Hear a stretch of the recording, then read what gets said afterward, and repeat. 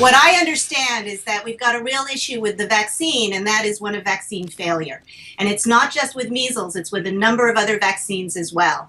And so what's happening is people are freaking out about measles outbreaks. They're pointing the finger at unvaccinated children and non-vaccinating families, when really what needs to happen is that people need to be pointing the finger at industry and at Congress. That from MidPoint yesterday, talking about the vaccination issue that is now crossing the country. The medical profession charged with treating anyone, anywhere, with no thought of the dangers. So is it ethical for a doctor to refuse treatment of someone who is not vaccinated for the measles when that kid is brought into their office, potentially exposing others to illness, maybe even death? And what about that thought that maybe, as we just heard, we shouldn't be going after those people who don't want to vaccinate their children? Hey, there's no easy answer. That's why we turn to those in the arena. He's the director of the Division of Medical Ethics at New York University Langone Medical Center. Dr. Arthur Caplan joins us. Dr. Caplan, good to see you again. Thanks for having me. What do you think when you hear somebody say that, when they say it's not about going after the parents, it's not about doing that, it's about going after big business and corporations and such? Well, I think some people worry that this vaccination push is coming from big business, pharma, industry. I would say I only wish that were true. Big business, pharma, and industry make a ton of money treating diseases. I'd love to get them over to vaccines, putting more research and effort there so they'd make more money preventing diseases. You know, last time I looked at the numbers, about 3% of the pharmaceutical industry's profits came from vaccines. It's like yelling at the brake industry, you don't want to pay the body shop. What you really want to do is have good brakes. I don't care if they make money selling us excellent brakes. I don't care if we can get the pharmaceutical industry to prevent disease. So I'm not much moved by that criticism. What I would add is this. The measles vaccine is about 97% effective. That is one that you ought to be using and getting. It works in the middle of this epidemic. To suggest otherwise, I think, is just irresponsible. We now have, speaking of irresponsible, a California daycare center that is shut down after a baby who is too young to get the measles vaccination has contracted the disease, which can be terribly fatal in a lot of cases for very young infants. Then we also have those who say, wait a minute, if you're not going to vaccinate your child, it's time to hold these people responsible, and that means legal action. We've had an attorney here on the show who said, can't do it, personal choice. What do you think? Oh, I disagree. I think you can decide that you don't want to vaccinate your children. Certainly states that permit exemptions. Mississippi and West Virginia only for health reasons. The other states a combination of religious or philosophical objection. But if you choose to do that, I think you ought to be accountable if you hurt someone, harm someone, or kill someone. You know, the law doesn't say, hey, don't vaccinate and take your kid with measles and bring them to the newborn nursery. The law may say you can own a gun, but it doesn't say you can leave it on the kitchen table and invite all the neighborhood kids over for a party. You have to be accountable. People who advocate for choice, I think, are not doing the right thing if they don't add responsible choice. And if you know that your kid has been exposed to measles or has the measles or has the flu, and you bring them places where they hurt others, I think you've got some legal action there. I've got about 60 seconds before we take a break and come back. But what do you think then about those doctors who say if your child is not vaccinated, if somebody is not vaccinated, I won't have them in my office, I won't bring them in? Some people will say doctors are supposed to help everybody, but the doctor says I'm not going to take a chance on you getting anybody sick in my office. Well, I certainly understand it, and I might say let's try to bring the unvaccinated kids and the non-vaccinators in at the end of the day when no one else is around, although measles is so contagious that wouldn't really be effective. You know, it can linger around for a day, even when somebody's just been through the room. But the general idea, I think, is let's try to work with people, persuade them. I sound like I'm being very tough here, but we're in the middle of a measles epidemic. We just went through an Ebola epidemic. If there had been vaccines for that, I'd want people to get them. Unfortunately, we don't have them yet.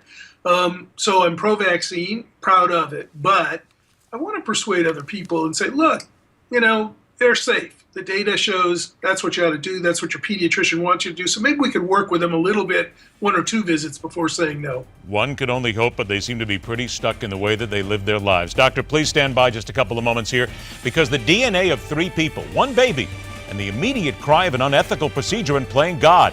That's on deck after the break with Dr. Arthur Caplan. And we continue right here on MidPoint, where we question everything.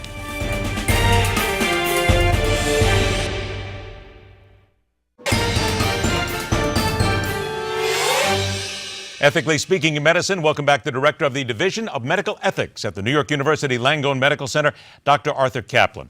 Dr. Caplan, let's turn to what happened in the United Kingdom now. Creating babies from 3 DNA sources. Now, this is a mitochondria issue here, where they would basically make sure that the mitochondria does not infect, I guess, or change the makeup of the child, correct? So it's a pretty simple procedure, right? Well, no, if it's simple, but it's simple in concept. Yes. You have kids who are born with these terrible diseases. Their cells don't have any power packs. That's what the mitochondria are. They're little batteries. You need energy to cause cell division. If you think about it, if there's no energy there, things can't grow and develop. Most kids who have defective mitochondria die. They're stillborn. They don't have energy and their organs fail. A few make it to birth, and then they're often severely disabled and die young. Very rare, because the disease is so terrible. The idea is do a mini organ transplant. Transplant the mitochondria from a healthy egg from a donor into a woman who knows she's got these conditions because she's had a child already die, and that would be the repair.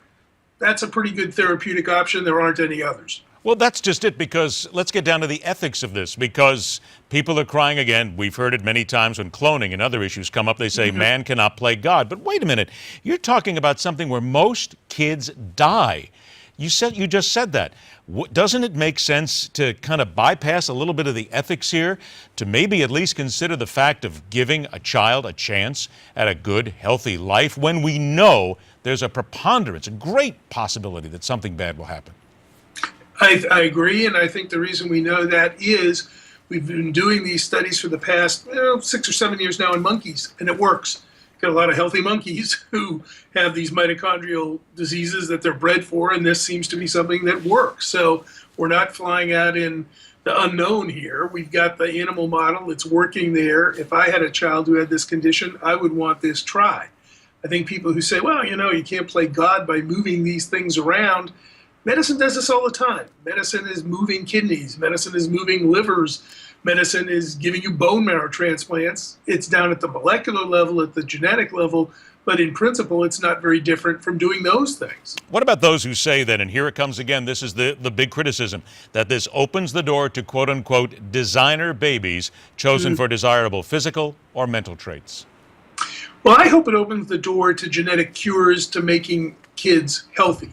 I think we can debate whether or not we want to see super babies tried. And by the way, this technique wouldn't get you there, because you're just, as I say, using transplants of the battery part of the DNA. It's not going to let you make taller or stronger or smarter kids using this technique.